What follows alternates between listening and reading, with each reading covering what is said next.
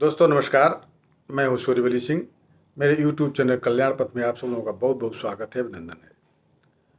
दोस्तों आज मैं आप लोगों के समक्ष भगवान बुद्ध की क्षमाशीलता के बारे में एक कहानी प्रस्तुत करना चाहता हूँ। कहानी इस तरह से है। एक समय की बात है, भगवान बुद्ध अपनी तपस्या में लीन थे। उन्हें तपस्या में बैठे हुए कई दिन बीत चुके थे। तभी एक शिकारी उस रास्ते से जा रहा था।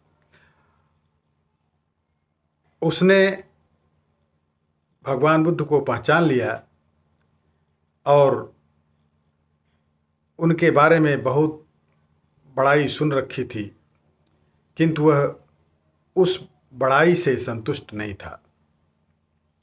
उसने परीक्षा लेने के लिए सोचा। तो शिकारी पहले तो भगवान बुद्ध को एक छोटा सा पत्थर फेंक कर मारता है,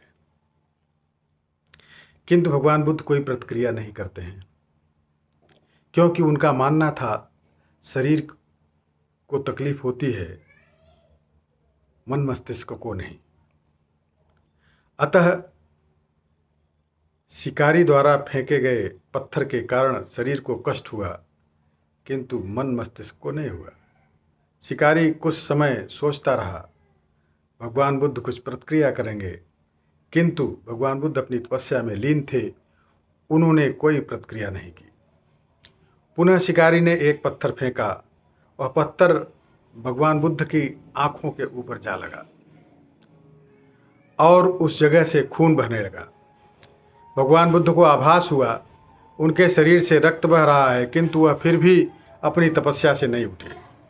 शिकारी को गुस्सा आया और उसने पुनः एक पत्थर और भगवान बुद्ध की ओर फेंका। भगवान बुद्ध के शरीर से अब खून अधिक बहने लगा। इतनी पीड़ा महसूस कर भगवान बुद्ध की आंखों से आंसू निकलने लगा। शिकारी ने भगवान बुद्ध के पास जाकर पूछा, आपको जब मैंने पत्थर मारा तो आपने कोई प्रतिक्रिया क्यों नहीं दी?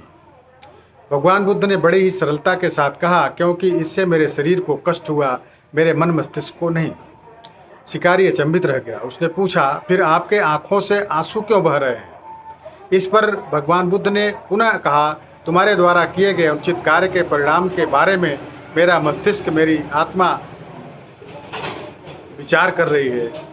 अर्थात तुमने इतना बड़ा पाप किया है, तुम्हें कैसी सजा मिलेगी? बुद्ध की बातों को सुनकर शिकारी भगवान बुद्ध के चरणों पर गिर पड़ा और उनसे क्षमा याचना करने लगा। भगवान बुद्ध क्षमाशील व्यक्ति थे। उन्होंने तुरंत शिकारी को क्षमा कर दिया और अपना आशीर्वाद दिया। वह शिकारी भगवान बुद्ध का आशीर्वाद पाकर कृतकृत्य हो गया और एक महान साधक के रूप में जीवन व्यतीत करने लगा। तो दोस्तों, कहानी कैसी लगी कमेंट्स में अवश्य लिखिएगा और अपने यारों मित्रों दोस्तों को शेयर अवश्य कीजिए। बहुत बहुत धन्यवाद।